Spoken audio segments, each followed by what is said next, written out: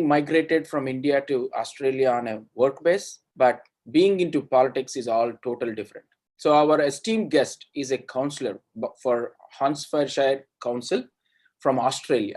So we will get to know more about what is this councillor position and how did he manage to balance between his job and the political system. So welcome to Srini. Thank you so much for your time today on our show. Thanks, Praveen. Thanks for the invite, and hello to all the viewers back in US, India, and obviously, I think Australia is also picking up a particular thing.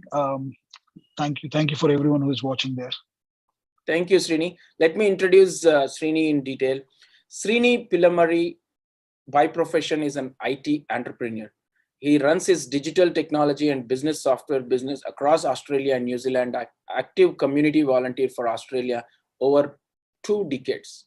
Srini is committed to strong, cohesive, diverse, and multicultural Australia. He has been a volunteer, president, secretary, treasurer, and on various community organizations like Hornsby SES, Hornsby Chamber of Commerce, Alive 90.5 FM, Australia Community Inspired Association, and many more community. Well, he also been part of Rotary Club and many other organizations.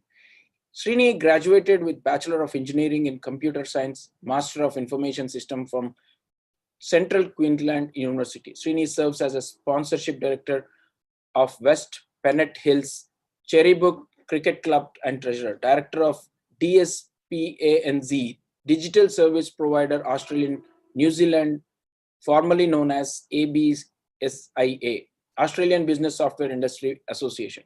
He is appointed as a diverse community network member of ATO, Australian Taxation Office. He is married with 2 kids and live locally in Cherrybrook, NSW. Wow. What a history, Srini. So tell us more, being an Indian moving to Australia after 2 decades, and how did your journey begin to become as a counselor? Please let us know more about your journey. Yeah, more than counselor, firstly, I would definitely like to talk about my early days of schooling, which I've done in Hyderabad. I'm a Hyderabad born and brought up kid. Right. My parents migrated, my brother actually migrated to Australia in 91. He was the start of this journey to Australia. We were there back in India itself. I'm from Shivishwani Public School. I studied there in Shivishwani Public School, which is in Devar Emsal. That's where my journey of understanding how the leadership is and what's required to be a leader. I think those are the roots what I've got my foundation strong there. From there on, I've done my +1 and +2, then engineering in computer engineering, computer science, and then moved to Australia for my master's in 98 because most of my family was here. So it was a natural transition for me to move to Australia, then go to US because most of my friends left to US at that time. And I was the one or two guys who were there keen to move towards Australia because of family our family was residing in Sydney. So I've moved to Sydney, which is most of the population was there apart from Melbourne. Melbourne was mostly thickly populated by Indian migrants back those days, but now it's pretty much equal everywhere. So Sydney was my choice because of the family being there. I've come here for the master's. Did masters. While doing masters, I got an opportunity to be selected in a campus interview for one of the company called Unisys. It's a US based company. I got selected as a quality assurance person to work with them, which was a good journey to start with because I understood how the system works. By that time itself, I understand the system, how it works. In between this, when I was there in India, I was pretty active with a lot of local politics, either it's be Congress or because I've got friends on both Congress and TDP side back in Hyderabad, because after 83 it was TDP which has ruled for a period of time. So I've got friends on both ends of the place. So very active with them and learn to be like, I used to go around with them campaigning and seeing things. And one of my classmates' dad was the finance minister at TDP. His name is, uncle's name was M. Rajaya. He passed away recently, but his story was inspiring to me because he was a high court lawyer and he was a judge as well at that time. And I used to hang around because we were 4 or 5 friends. My friend's name is Ravi, and we all used to hang around there. So that's when I used to see him, how he used to talk to people and understand. That helped me a bit. Like, while you're learning leadership things, you see this sort of personalities and feel, oh wow, it's good that we can also do it. Though you have someone in your family who was at a mayor level, at a corporate level, and everything. But when you see somebody at a finance minister level, you'll know how the leadership is, what sort of decision making happens. Though it was glimpse of it for me, but still that stuck in my mind for a long time. Glad to And hear, Srini. Glad to hear. thank you. I Yeah. feel that, now I understood you already have a vision of, being into politics, and, especially the surroundings where you grow, that impacts a lot. So 100%. exactly. So Srini, first of all, congratulations for being a counselor. Did you Mhm. ever thought of being into politics before coming to Australia, or it happened just like that? No, I had that back of my mind that I should give back to the community. If I was in India, even I would have done the same thing. And being in Australia, also that zeal did not Right. lost in my personality. It was always there. So when I came to Australia in '98, I was looking at quite a few activities of which government, what are their policies, because having this background in India to see the two parties at a state level and at a central level, I always understood that, okay, we should always align towards the policies and agendas of the government, which really make sense to the community. And that's where always there is a long-term economic growth. So I landed, and within no time, I was able to analyze myself that I belong to one side of the party right now, which the party which I am is a Liberal Party, and Mhm. their views, their agendas, their focus, and their but predominantly their vision. That's what helped me a lot. And here in '99, when I've come, see, because having that background in India to go for all these campaignings and speeches and all this, I went and attended one of the immigration ministers' campaign, which happened nearby to my uni. And his name is Philip Rodak. He was a immigration minister back then. So whoever has migrated in '98 to 2000, they all know who is he. And so he gave a speech saying that it's important to have skilled migration to Australia because they bring in a lot of strong economy to the country. And small we all come with some skill set where we get into the job market, we be a very good taxpayers, then we become entrepreneurs. Like, the entrepreneurship what I've got, I learned it from it's there in the DNA, so I've learned it through that. But still I wanted to be an entrepreneur, and I've been doing that. And that speech has attracted me, where he said skilled migration will always have opportunity to take country to the next level with the economic growth, financial management, good governance, and all that. And he said that's the reason his policy was to migrate skill migration to Australia.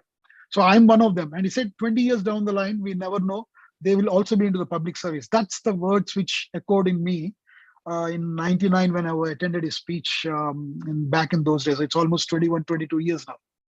Very inspiring, Srini. I think you have caught hold of the right person, immigration, right? Because most of our Indians will be looking in that area, and Yeah. they wanted to be strong in that area. I think that's a good move. So Srini, before we get into the counselor details, I wanted to more give a brief, because this is the first time I'm doing an Australian interview. We wanted to have a high level about the geography, and then zoom into your county, and then explain us how this works, and how the council works, and then how many wards are there, and how many members will be there, and how the election has happened. Then we will come into the details about what is your strategy and all this stuff. Yeah, Would you? sure. Thank you. Yeah, just that before I get into that, the immigration minister whom I've talked about, Mr. Philip Rodak, he is my mayor now. He's my mayor now, and I'm working directly with him after 20 years. So that is really a great achievement for me, because someone who spoke in '99, and 20 years down the line, he's my boss, who's my mayor, and I'm working with him, and it's a great honor to do that. Now, the way you asked, see, Australia has got territories and as well as states as well. Just like Indian thing, we have got 29 states and we have got territories as well, union territory as well. Similarly, we have got territories here in Australia, and then you have got states. So every state has got its own thumb of rules of council elections. That's called local government. So Mhm. we call council as a local government, and then you have got a state government which runs by the state, where you have got state elections and stuff. Then you have got federal, which is at a national level. Mhm. Will do. So I come in a category of local government, wherein every state has got their defined procedures and policies how we do it. We have got 300 councillors across New South Wales. That's the state I come from. Okay. So every council, the councils, every councillor belongs to a council, and that council is called local government area. We call them as LGA here, Mhm. and that comes under one shed, like similar to what we have in India as well. You have got corporators. We may call them as corporators or councillors, and then above them you have got Yeah. mayors, and above the mayors you have got the state members, whoever it may be, and we call that state members as MLA there. Here we call state members as MP as well. Similarly here, we for each councillor belongs to a ward, and each ward has got three councillors. Minimum there would be three councillors. So the Mhm. job is distributed between three councillors all the way. So any ward you take it, in that ward they make them as three councillors, and then you have that demographic in such a way that I'll talk more about Hornsby Shire. We have got nine councillors here and one mayor. That means we are divided into three wards. So each ward will have three councillors, and the council elections would be independent can contest for that, a party person can contest for that, and there will be always a proposition of whoever is delivering the best would lead the show, and we do it.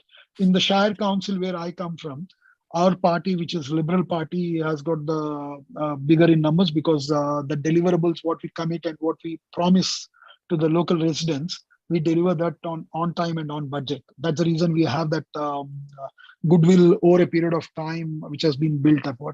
Yeah, that's how it works. Well, thank you. Thank you for the insight, Srini. Srini, now let's come to the voting and the campaignings and all the stuff. So, for more and more of the Indian Australian citizens, right? So this Yes. should be an inspiring story for them. So when you are doing your campaign, does this have any specific years of living in Australia? So what is the eligibility criteria, and how the campaign has begun, and how much money we need to spend on this? So the reason I'm asking these questions is I have to inspire other Australian Indian origin citizens to more and more participate in the political system. That's the main agenda. Absolutely, absolutely. That's a very good point, Praveen, because let me be very clear. One of my motto of getting into politics was giving a pathway to the next generations from Indian heritage and Indian origin, because it's very important for us. If you want to have a change, you have to be inside that to get the change done. And if my story can inspire them, it's always good. And as you rightly asked, once you become a citizen of Australia, see, to become a citizen, you got to stay here for some time, and Mhm. you have to go through that procedure of becoming permanent resident. As in US, you have got a green card.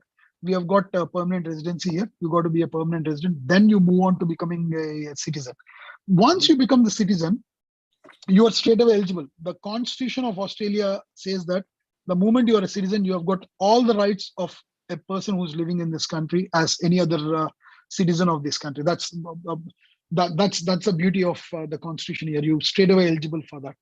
But whether you want to be an independent candidate or you want to go through a party and align yourself to the party, learn the integrities of that, learn the system inside that, and become a part of the factory of that, so that it, it's uphill battle in the party to understand those things. But once you understand and you start delivering it, it starts working.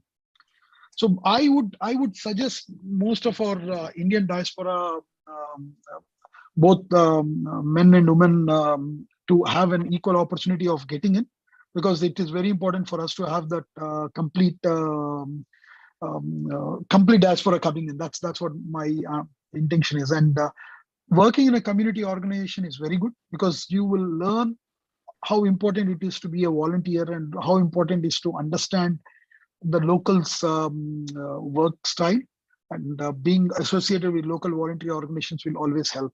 It's good to be with your heritage one, which will give you that push to understand what you are, because it's a school of thought, you have it there. But once you are into the local volunteer organizations, that will give you a different, complete different exposure to your personality, to understand and get to learn more things about the history. So that's what I did. And I don't say I'm still successful. This is my first step, which it's like, tip of the iceberg, that's all. And what all has gone through underneath that.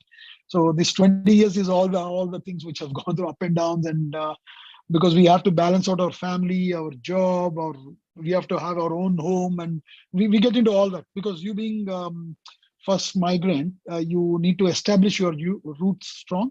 And that is what I think is important to start off the second phase of the journey. Yeah. Absolutely, Srini. I think that's an inspiring journey too. And it is very tough. It's not so easy to come to this position. So regarding the campaign and the support and the financial, so how do you tell the aspirants? Is it required financially to be sound, unlike in India or any other places, to contest? Okay. Firstly, campaign. The campaigning is more of you have got volunteers. You have to have your own volunteers and team. You have to build that team. And even if you are with a party, you need to make sure that you get that party gives you that support. But still, you have to have that connections with the team to make sure that you have it. For my campaign, I had around 120 people volunteering for me, which is one of the largest one for the ward I am. The people, their calculation was, if I have got 80 to 85 people, it is pretty good. But I was lucky enough, by the grace of God, that I've got 125 people volunteering from morning 6 a.m. till 7 p.m., which was like 80 years work, 13-14 hours of time. And so that campaigning volunteer team is very much important for us to do it. And the campaign, the campaign, what happens is you have got an election day. We have got something called pre-polling. I'm sure it's there, same in US and back in India as well. That is for a 2 weeks period. So you have got pre-polling booths, and you need to have volunteers for that as well. And then you need to do door knocking.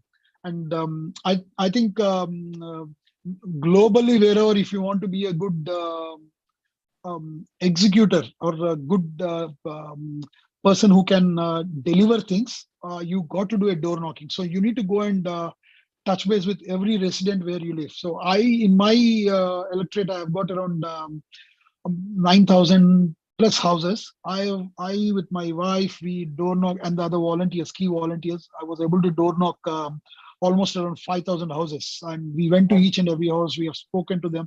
So it's a journey. So you walk in, walk out. And I made some videos I'll definitely share across with you later on. So that's pretty much of the camping part.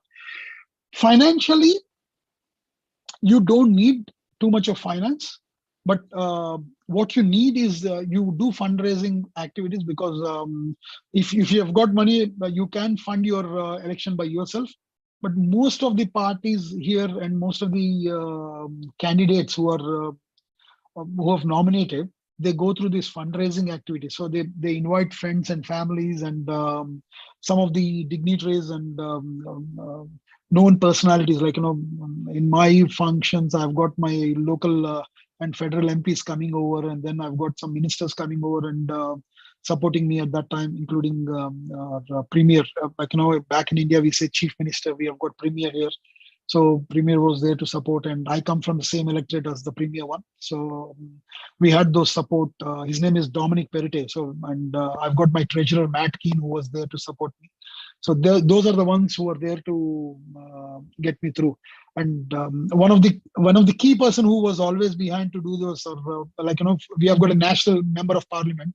We have got a federal member of parliament. His name is Julian Leeser. He has traveled to India as well. You can Google his name. You'll get the whole history of him. He's pretty good. He's the one who helped me out with the whole campaigning stuff and everything. Financially, to answer your question straight, We don't need too much of finance. We need a attitude, positivity, and make sure that you are able to do it. Present that to the people around, and I think you will be there.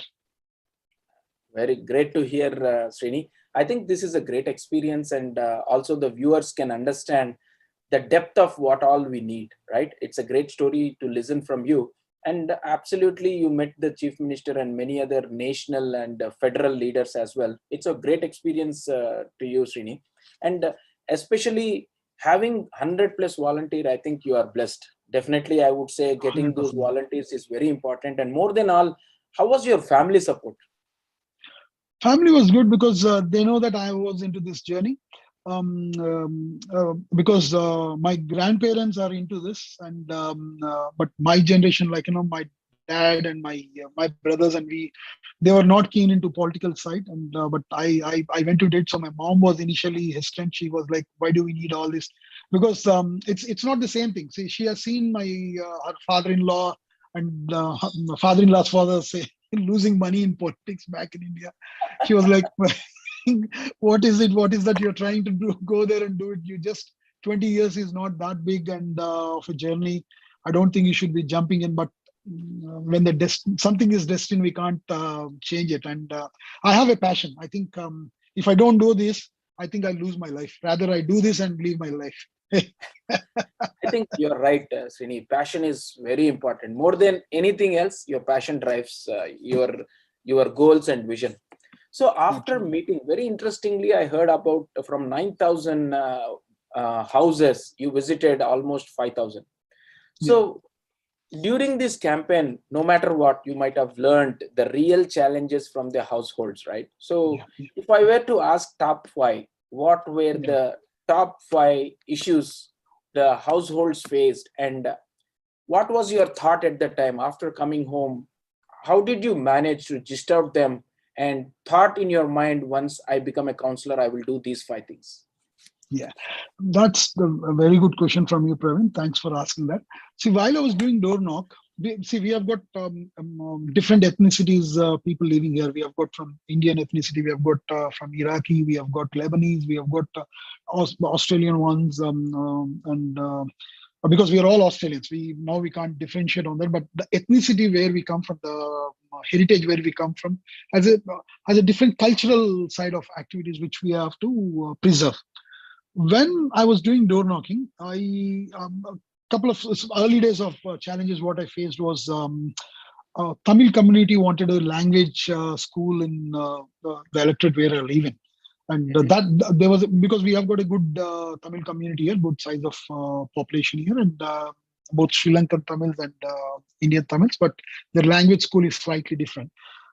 So they requested me to have a language school to be established in this electorate, which I said yes, that is achievable, because as a community person, while I was working in my community as a volunteer, I know how it works. So I said yes, I can tick this box straight away, which is not that hard, but still you need to put your effort into that.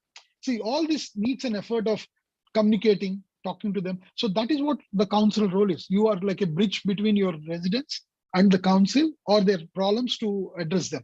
And I thought, yes, I can address that problem. So the moment I was into that and I got elected, I ticked that box by getting them that language school started. So that's one thing which I've promised, and I was able to deliver that in my early days, which did not require my counselor powers there. It was more of a coordination thing. But this happened only because of the door knocking, what I have done. Then I had to, I met a lot of people because I play a lot of sports here. I play cricket, I play soccer, like in football and stuff here. And we have got rugby here. I was part of the rugby team as well. So the sporting community is a community where you have got sports facilities, but not to the facilities what they want. Like, they want to have the outdoor gyms, or they want to have more facilities, like, a room or where they can meet together, a clubhouse sort of thing. So those sort of activities they wanted me to support them with. And then I thought, yes, it's a voice for them to be as a sports facilitator, which can be done. And I was able to start and do that. So I took that as one of my agenda point to support them. Then you have got a lot of young families which have come into this particular electorate, because there are the place where I'm elected now. It has got a generation where it has got a retirement families, and the new migrant families are moving here because of having a good school, good. It's a bushland shire where it's a lot of green area is there. People love to live here, so they come and buy properties here. And so for them, younger families, you need to have some outing. You can't always sit at home or go for a sport thing. Even you still want to have some outing facilities like park facilities. If you have got a kids of 2 years old or 3 years old, their engagement is slightly different from what we have. So I took up that as one more agenda, like looking after the younger families and supporting them. So I was able to deliver that. More importantly, I made sure, see, because as a migrant community and we are coming from a different ethnicity, our thinking of how we have to preserve history of the local is very different to what we from the background what we come from. So you need to first understand how you preserve the history which is here, because I may come with my own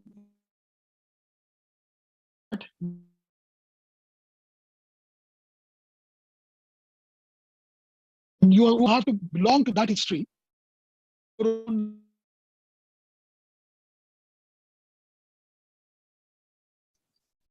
Did I lose you, Srini?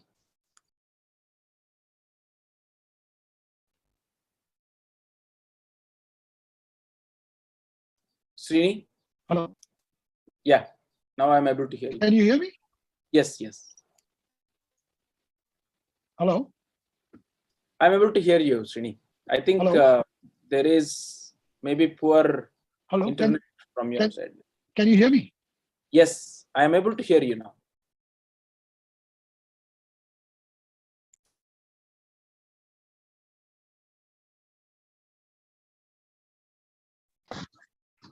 Hello.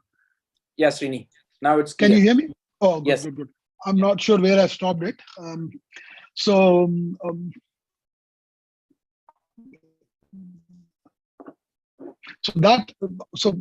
preserving the local history and heritage has become one of the key agenda points for me as well.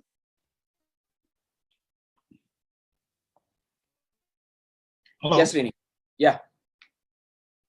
I think there is some connection issues from your side, Hello? But now I think we're getting there. Is it? I'm surprised why my connection is not. Can you hear me now? Yes. Because I'm able to see through. Yeah. Yeah, the same here. So that's, yeah, now it's clear. Please, let's go ahead. Yeah, Sorry for the interruption, guys. Yeah. Sorry about that. I think I've got some problem here, but yeah. So preserving local histories and local heritage was one of my agenda points out of my 4 key points, and building that facilities for younger families with parks and facilities. I was able to do that, and I've got my colleagues as well who are being supportive on doing this. So that's how I started off my journey, and pretty early days. I'm sure I'll put my head down and work, and you should be able to hear about me more in the coming days. Great, Srini. I think I'm very glad that you have already covered 2-3 points. And how much tenure? What is the tenure of a counselor typically? It's generally 4 years. But what happened this time because of the COVID thing, our tenure has been shortened because the previous election has been delayed. So this time we have it only for 2 years, 9 months or so, but pretty much we have it for 4 years. Yeah. Absolutely. 3 to so 4 Srini, years. How do you balance? So now, is it a full-time job? Now the counselor is a full-time job. So we cannot do any of our jobs during this time, or can we balance both? We should be able to learn how to balance it, and it's not a full-time. It's more of a part-time role. So Wednesday, you have got council meetings and community engagement, what you do. So in my case, what I did was, because I run my, the company, which is a 30-year-old, it's called Soft Labs. It's a ERP solution provider. I run that company here. And I work Monday, Tuesdays, and Thursdays in my office. And Wednesdays and Fridays, I'm pretty much into community engagement and council activities. Those are the days I've distributed. Saturdays, I have got my sports, what I play, and active in that. Sunday is completely a family day. Enjoy with family and have family gatherings for lunch and stuff. Because my sister lives next door and my brother lives nearby, so we all have get-togethers. Great to hear. So especially it's good to hear that you own the company. What about a person who is employed? Still, he can become a counselor and be balancing between both. Yes, when they are working for someone, I think they should be only going for a part-time job on the other place, unless they are able to balance it. But um, uh, council job is something which is part-time, but the activities what you have, the correspondence what you have to do, you will be inundated with a lot of work, and so that way balancing becomes slightly harder for a person who is working. But if he's able to take permissions or something and say he wants to work only part-time with the office as well, because this is not that highly paid job or anything. You get allowances on that, but it's more of a passion. As I rightly said, see, you have got a passion to do it. That's the reason you get in and do it. Yeah. Srini, how do you feel when you become a counselor and you go into the community? So, what sort of respect and what sort of benefits you get out of this particular leadership role? Okay. See, more than benefits, what I get, definitely a benefit is like, you feel satisfied that you're giving back to the community. That's the best satisfaction you get. I don't see any other benefits than that, because people come and share their stories and which they cannot share it to someone else. That those are the stories. The best part is being a multicultural community person, like, from some different ethnicity, people from subcontinents, people from who understand that culture, they come and talk to me, and I can easily relate and say, okay, I know there is a problem. I can understand their problem because somewhere down the line, I can link myself to that and say, okay, yes, this can happen to me as well, so I can resolve it. So that, because I can talk to them in that, I connect to them at that grassroots level. The respect changes, and so that's where I feel I've been blessed to have been in this council role, and that's exactly what is happening. But with our own community where I come from, Indian community, when I go there, people used to come and take pictures with me, because I did a walk for farmers, 450 kilometers. I walked from one place to other place, once Sydney to Canberra. At that time, people started recognizing me that I'm here to do something for the community, and that's how people do come and take pictures and all that. That's like, that makes you feel, oh, we have done something. But the responsibility because of that grows in Gross, multiple folds. absolutely, Yeah, absolutely, Srini. I was expecting this answer because you feel so happy. It's worth of doing that, and especially, and I was also about to ask your walk for the farmers. I was just going through your profile and I found this walk for the farmers is very interesting. And hats off to you, because you walking for 300 plus miles in a other country, it's not so easy. So for what is the reason behind this walk for the farmers? Can you please elaborate? yeah. This walk, see, generally fundraisings and so there was a drought. We have farmers have been affected by drought in 2018, and idea was to bring some awareness to the community where we come from, because definitely most of us feel like giving back to the community. But what we do is, I'm not saying 100% we are doing wrong or right. We always get connected back to where we come from, rather than connecting to the place where we are there. And we feel that, okay, we are here, we are working, we are paying taxpayers and we are paying taxes, so that's job is done. But that's not the case. What you're earning, you're paying the tax. But the additional thing is, if you don't seed the plant here, that plant doesn't go for the next generations. And for that reason, we have to bring that awareness to the community. And I thought the best way of doing that is to walk and integrate and be cohesive with both local communities, as well as even bring our community onto the same page, saying that we are on this side as well and we respect the local farmers. And while I did that walk, it's a 10-day walk I did for that 400 kilometers. And every day I used to sleep with locals there. And I did it with a couple of other of my colleagues who have walked with us. And kudos to them as well. They have walked. Every place where we slept, we used to eat with them, whatever they have. We used to enjoy with them. We used to talk to them. Then we did raise funds for them, and we donated the funds to them. So that was a fantastic. I think I will cherish that till the last moment of my life, last breath of my life, for sure. Absolutely. I think it's a great thought. I think you should do some videos and put it in the internet so that people will know why you have done work for the farmers. And Sure. second thing, Srini, in the interest of time, we have already crossed 30 minutes, but I just wanted to close few of the items. I would like to ask you, how do you think the NRIs being in Australia, are they actively participating in the political system? Because from the American standpoint, I see only 20% vote, are an approximate number I'm saying, and the participants in the political system is very weak. And I know that it is picking up right now. How about Australia? What is the situation there? Yeah, firstly, see, if people want to see my videos, they can go on to my website, srinipilamari.com.au, or my Facebook account as well. When you type Srini Pilamari, you get all the details about all the walks and everything, what I've done.